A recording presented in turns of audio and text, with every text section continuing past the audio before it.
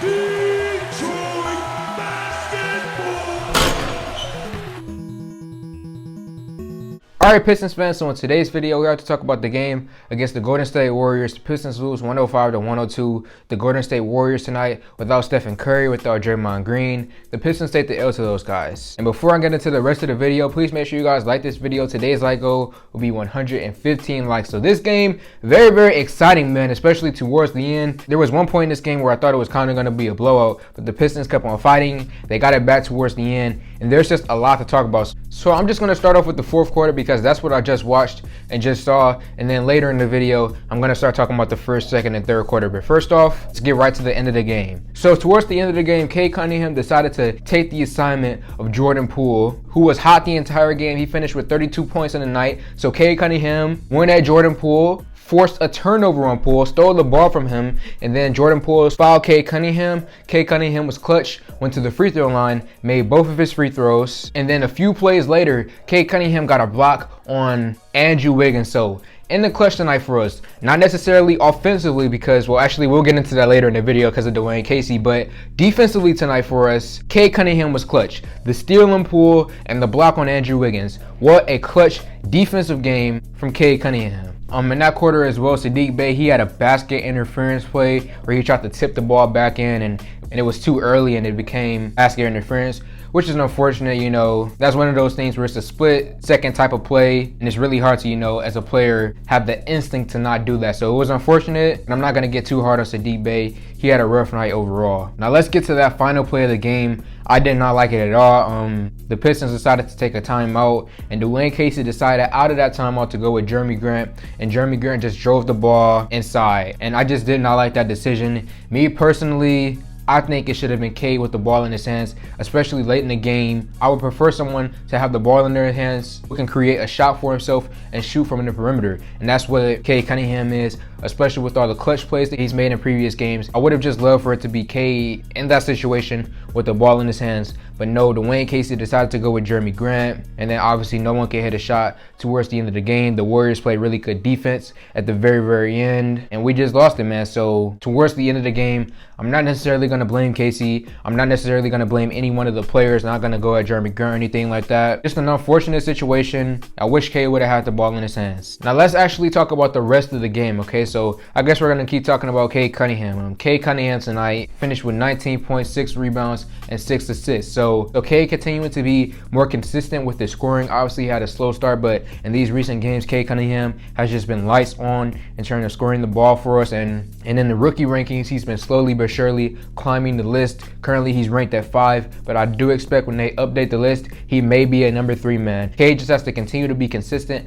on the offensive end of the floor, just like he was tonight, finishing with 19 points, continuing to hit his 3-pointers, continuing to be aggressive, and then continuing to be clutch in these late game situations. And then again, a really, really good defensive performance for him tonight. He was tipping a lot of passes. I don't have the number in front of me, but I believe he had a few steals on the night as well. So just overall, very good defensive performance and a solid offensive performance as well. Let's talk about Frank Jackson, man. Frank Jackson tonight finished with 27 points at the end of the game. Frank Jackson also scored 16 points in the first half, and then he began to quiet down a bit in that third quarter, but came back in the fourth quarter when we needed him. So, you know, Frank Jackson in these past few games, I've said it in all of my reviews, but Frank Jackson is finally starting to look like the Frank Jackson that we had at the end of the season last year, which is really, really good, man. We need a lot of scoring power coming off the bench, especially with losing, you know, Kelly Olynyk recently. He had a lot of scoring for us off the bench, so we need somebody to really fill that role.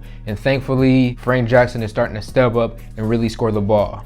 So I'm loving what I'm seeing out of Frank Jackson. 27 points to end the game tonight. This is going to be a big confidence boost for him, and I just want him to continue this hot streak in future games. Let's talk about Hamidou Diallo tonight. Hamidou Diallo again got in just like in last game. So thankfully, it appears that the whole drama situation between Diallo, Dwayne Casey, Troy Weaver, that whole thing is over, which is good. And you know, Diallo, when he gets into the games, all that he does is gives us energy, which I love. Every time he gets into the game, whether we're up in the game or if we're down in the game, he just comes in, he'll get a rebound, a block, or he'll just get a defensive stop, or he'll score the ball just in some way. Whenever Hamidou Diallo comes in the game, he just gives us energy. He just gives us a punch. I'm glad that whole drama situation is over, and I want to see more out of Diallo. I hope he gets more minutes in future games. And let's talk about Killian Hayes tonight. Killian Hayes' game was derailed by two things tonight. Number one, he was in foul trouble early. In the first minute of the game, actually, he had 2 fouls, which is very unfortunate, and he had to sit a lot of this game, and we had to play more of Corey Joseph. And then also later in the game, Killian Hayes had re-injured his thumb again. I'll talk about Isaiah Stewart here in a second, but with Kelly Olynyk as well, Killian Hayes and Stewart, these injuries, they're starting to pile up, which is not good for our Pistons. But yeah, Killian Hayes, nothing really for him tonight because of being in foul trouble and having that injury. And also, as a defender, someone who's played basketball before, I know when you're playing defense how you want to always keep your hands active. But Killian, sometimes he does need to chill out a little bit when it comes to reaching in and trying to steal a ball from a player. Because yes, he can be effective in that area, but then sometimes you have games like this where you get into foul trouble early. So you will learn, to have a balance of keeping active hands, but at the same time not reaching in too much to where you're at the point where you're getting many fouls in the game. You will learn that eventually. He's obviously still very, very young right now in his second year in the NBA.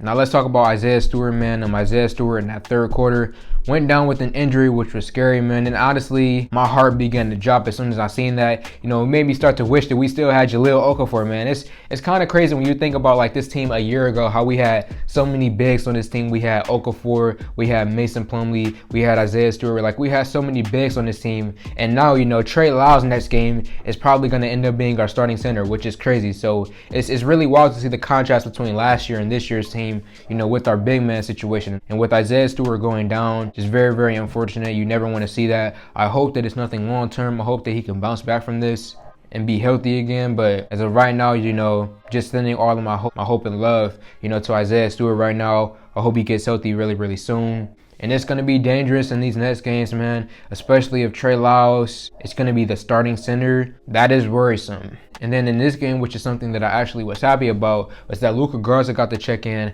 after Isaiah Stewart went out. And as soon as Garza got in the game, he was in a pick and roll situation with Cade Cunningham and Killian Hayes. I believe the first play was Cade Cunningham with the ball. Luka set Cade a screen. Cade drove to the basket, and then Luka faded to the three-point line. He shot his three. He didn't make it. But then the very next play, they did the exact same thing, except Luka made the three on the next play. So I would love to see that, man. If you're going to put Luka Garza in the game, Dwayne Casey, you either have to put him on the block, put him in the post so he can go to work down there, or have him in pick and fade situations where he can hit three-pointers. And then lastly, before I get out of here, man, I just want to give my props to Jordan Poole and Andrew Wiggins. Those two guys in this game, defensively and offensively, both killed us tonight. The scoring from both of those guys, as I said earlier, Jordan Poole, I believe he finished with 32 points on the night. So those two guys, man, really carried the Warriors. Without Steph Curry, without Draymond Green, they still got the win. So respects to the Warriors out there. They're a very, very good team. So Pistons fans, let me know your thoughts in the comment section below. Like this video, comment on this video, share this video. Thank y'all for 3K, and I'm out.